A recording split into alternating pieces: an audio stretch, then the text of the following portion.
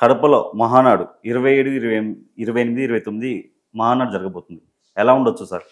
ఇప్పుడు ఎందుకంటే కడపలో సీట్లన్నీ మెజారిటీ తెలుగుదేశంకే వచ్చినాయి. కాబట్టి ఇతర జిల్లాల నుంచి కూడా మామూలుగా మహానాడు కార్యకర్తలు వచ్చారు. ఎందుకంటే నేను చూసినాను ప్రతి జిల్లా నుంచి కార్యకర్తలు, శాసనసభ్యులు, జిల్లా నాయకులు, తాలూకా నాయకులు చాలామంది వస్తారు. ఎక్కడ పెట్టినా సక్సెస్ అవుతుంది, దానికి ఏముంది, మహానాడు సక్సెస్ అవుతుంది, దానికి ఇబ్బందులు ఏముండవు. సార్ లోకేష్ గారు పనితీరు ఎలా ఉంది మంత్రిగా? అంటే ఆయన మంత్రిగా పనితీరు, ఆయన మంత్రికి బాధ్యతలే కదా. కాకపోతే ఇప్పుడు ఆయన ఎక్కువ భాగం ప్రభుత్వంలో జోక్యం చేసుకుంటున్నారు అనేది ఒక అభియోగము. తండ్రి గారు కూడా కొంచెం ఫ్రీడమ్ ఇచ్చినారు అన్ని డిపార్ట్మెంట్లోనూ జోక్యం చేసుకుంటున్నారు అనేది ఒక అభియోగము. తండ్రి కూడా ఫ్రీడమ్ ఇచ్చినారని అంటున్నారు. ఆయన బాధ్యతలు ఆయన నిర్వర్తించుతారు, మిగతా కార్యక్రమాలు ఉంటారు. సార్ చంద్రబాబు గారు పవన్ కళ్యాణ్ గారి మధ్యలో గొడవలు వచ్చే అవకాశం ఉన్నాయంటారా? అది ఇట్లా చెప్తాం గొడవలు అనేది. ఇప్పుడు పవన్ కళ్యాణ్ ప్రాధాన్యత ఇచ్చారు, డిప్యూటీ చీఫ్ మినిస్టర్ ఇచ్చారు. ఆయన డిప్యూటీ చీఫ్ మినిస్టర్ అయినా ఆయన పరిపాలన, ఆయన శాఖల్లో ఆయన పరిమితం అవుతారు. కానీ డిప్యూటీ చీఫ్ మినిస్టర్ అయినా అన్ని శాఖల్లో ఇన్వాల్వ్ కాలేరు కదా. ఆయన వరకు పని చేసుకుంటున్నాడు.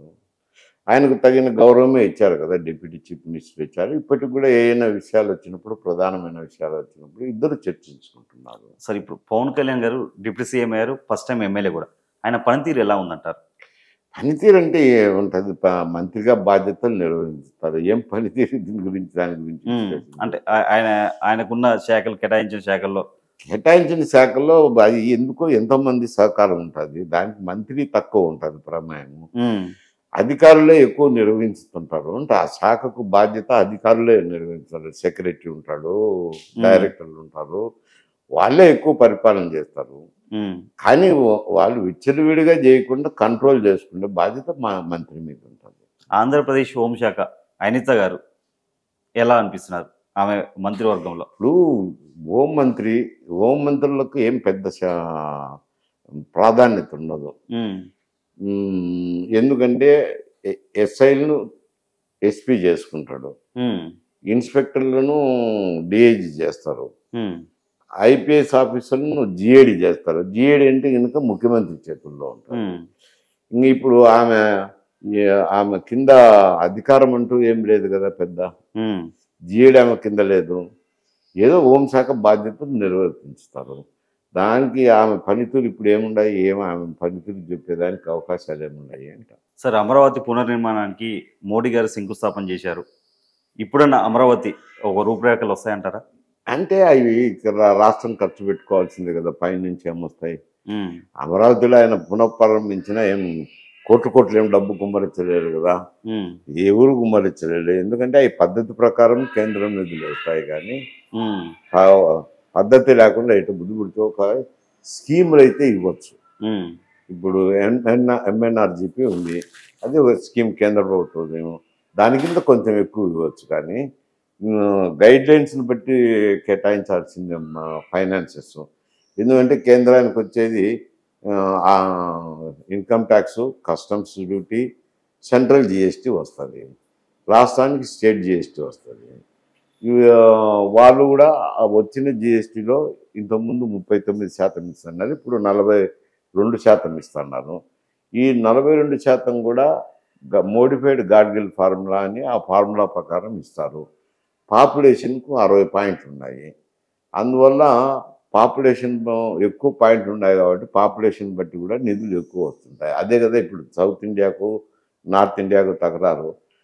కుటుంబ నియంత్రణ మేము ఎక్కువగా పాటించినాం కాబట్టి మా పాపులేషన్ తగ్గింది, అక్కడ కుటుంబ నియంత్రణ సరిగా అమలు చేయలేదు కాబట్టి పాపులేషన్ ఎక్కువ ఉంది కాబట్టి నిధులన్నీ నార్త్ ఇండియాకి పోతున్నాయి అని ఇక్కడ దక్షిణాది ముఖ్యమంత్రులు అందరూ విమర్శించినారు. ఇది సమస్య వేరు. ఇప్పుడు ఏమవుతుంది, వీళ్ళు కూడా కరోనాని స్టాలిన్ కానీ వీళ్ళు కూడా మీరు పిల్లలు పుట్టించండి, జనాభా పెంచండి అంటారు. జనాభా పెంచండి అంటే సాకేదేవురు. ఇప్పుడు చాలామంది ఎట్లున్నారు అంటే కుటుంబాల్లో 2 జార్లే అంటున్నారు. ఇంకా ఇప్పుడైతే లేటెస్ట్ అయితే అఫ్లేట్ అయితే ఒకరైతే బెటరు, పిల్లలను బాగా చదివించుకోవచ్చు, మంచి విద్యావంతులు చేయొచ్చు, ఏదన్నా వాళ్ళ భవిష్యత్తు తీర్చిదిద్దుతుందని ఒకరికే పరిమితమైన వాళ్ళు ఎక్కువ మంది ఉన్నారు. ఇంకా ఇద్దరు కూడా లేకుండా ఒకరికే పరిమితమైంది. అంటే వాళ్ళు కుటుంబం గురించి ఆలోచన చేస్తారు కానీ ప్రభుత్వానికి ఆదాయం వస్తుందా అనేది ఆలోచన చేయరు కదా. ఆ వచ్చే ఆదాయం ప్రభుత్వానికి వస్తుంది కానీ పాపులేషన్ పెంచి ప్రభుత్వానికి ఆదాయం కావాలంటే ఎవరు పెంచుతారు? సార్ ఏపీ లిక్కర్ కేసులో ఐఏఎస్లు ఐపీఎస్లు అరెస్ట్ అయ్యారు. అసలు వీళ్ళకి ఏం సంబంధం సార్ దాంతో?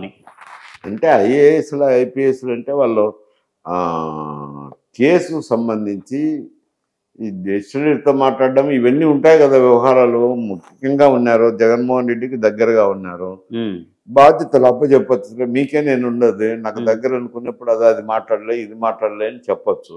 ఓకే, వచ్చిండొచ్చట వాళ్ళకి సాక్ష్యాలను బట్టే కదా వాళ్ళ కేసులు నిందితులను చేర్చేది పోలీసులు, ఊరికేం చేర్చాలి కదా. సార్ ఆపరేషన్ సింధూర్ ద్వారా పాకిస్తాన్, ఎవరైతే పాకిస్తాన్ దేశం ఉందో ఆ దేశానికి బుద్ధి వచ్చిందనుకోవచ్చా? అంటే అట్లా కాదు. ఇప్పుడు పహల్గామ్లో జరిగిన సంఘటన, టెర్రరిస్టులు వచ్చి టూరిస్టులను కాల్చిపోయినారు. అవును, అమాయక ప్రజలు కదా, టూరిస్ట్ ఏముంది ఏదో కాశ్మీర్ చూద్దాంపా అని పోయినారు. వాళ్ళని పేరు పెట్టి హిందువా ముస్లిం అని తేల్చి కాల్చడం అనేది అది తీవ్రమైన చర్య. అది కొంచెం ప్రభుత్వం కూడా, కేంద్ర ప్రభుత్వం కూడా ఆ విషయాన్ని తీవ్రంగా తీసుకునే దానివల్లే ఆపరేషన్ సింధూర్ అని పెట్టారనుకోండి. ఆ ఆపరేషన్కు ఎవరైతే అసలు ఏదో ముగ్గురు నలుగురు చేసినారో వాళ్ళు ఎక్కడ పోయింటారు లేండి, ఏ అడవుల్లోనో ఏమన్నా ఉంటారు, ఎవరైనా పట్టుకోవాలంటే కొద్ది కష్టమే. కాకపోతే వాళ్ళు టెర్రరిస్ట్ క్యాంపులు ఉన్నాయి కదా పాకిస్తాన్లో, 9 క్యాంపుల మీద దాడి చేసి టెర్రరిస్ట్ అయితే ఇక్కడ వాళ్ళ స్థావరాలు ఉన్నాయి వాటన్నిటి మీద నేలమట్ట చేశారు. తర్వాత ఎయిర్ మూమెంట్ చేయాలనుకున్నారు మిలిటరీని, అందుకని ఎయిర్ బేస్ కూడా కూల్చేసినారు. ఇంత లోపల వాళ్ళే వచ్చినారు, ఎందుకు ప్రశాంత పరిస్థితి నిన్నారు. సరే ఓకే అని మాట్లాడినారు. ఇప్పుడు కూడా చెప్పేది ఏమిటంటే కాశ్మీర్ విషయం అప్పగిస్తేనే మేము తీసుకుంటామంటున్నారు. సింధూర్ వల్ల బుద్ధి వచ్చిందంటే బుద్ధి ఏముంటుంది, ఎవరో టెర్రరిస్టులు చేసినారు.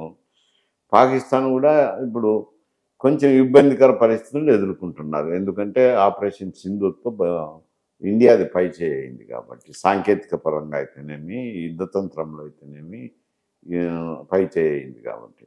సార్ పాకిస్తాన్ ఎందుకు, అక్కడ పాకిస్తాన్లో అభివృద్ధి లేదు, మరి ఉగ్రవాదులను ఎందుకు పెంచి పోషిస్తుంది? ఇప్పుడు ఉగ్రవాదం ఎందుకు పెంచి పోస్తుందంటే మాకు సంబంధం లేదని పాకిస్తాన్ అంటారు. నిన్న జరిగిన సంఘటనల్లో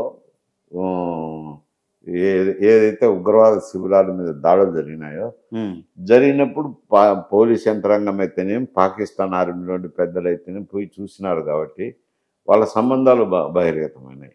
అక్కడ పాకిస్తాన్లో ప్రజా పరిపాలన లేదు, ఈడ ఇండియాలో వేరు, ప్రజలు ఎన్నుకునే ప్రభుత్వమే పాలిస్తుంది. వాళ్ళ కిందనే పోలీస్ యంత్రాంగం ఉంటుంది, మిలిటరీ కూడా వాళ్ళ కిందనే పనిచేస్తుంది. నిర్ణయాలు ప్రజాస్వామ్యబద్ధంగా తీసుకుంటారు.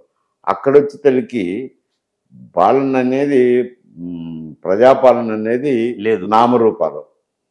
ఏదో వాళ్ళు మిలిటరీ చెప్పింది చేయాల్సిందే. ఆ మిలిటరీ ప్రభుత్వాలే ఎక్కువ ఉన్నాయి కాబట్టి వాళ్ళు మిలిటరీలో ఉన్న అధికారులను బట్టి వీళ్ళని ప్రోత్సహిస్తుంటారు. వీళ్ళని ప్రోత్సహించినప్పుడు వాళ్ళ అధికారాన్ని నిలుపుకునేదానికి ఇటువంటి కార్యక్రమాలన్నీ చేస్తుంటారు మిలిటరీలో ఉండేవాళ్ళు. వాళ్ళు ప్రజల గురించి చూడరు కదా, వాళ్ళ పరపతి నిలుపుకునేదానికి. ఎందుకంటే వానికి పరపతి లేదనుకో కింద అధికారులు మళ్ళీ వాని మీద కుట్ర చేసి దించేయచ్చు కదా. అందుకని తన పరపతి నిలబెట్టుకునేదానికి దేశాన్ని పెడతారు, దేశ ప్రజలను కూడా పణం పెడతారు.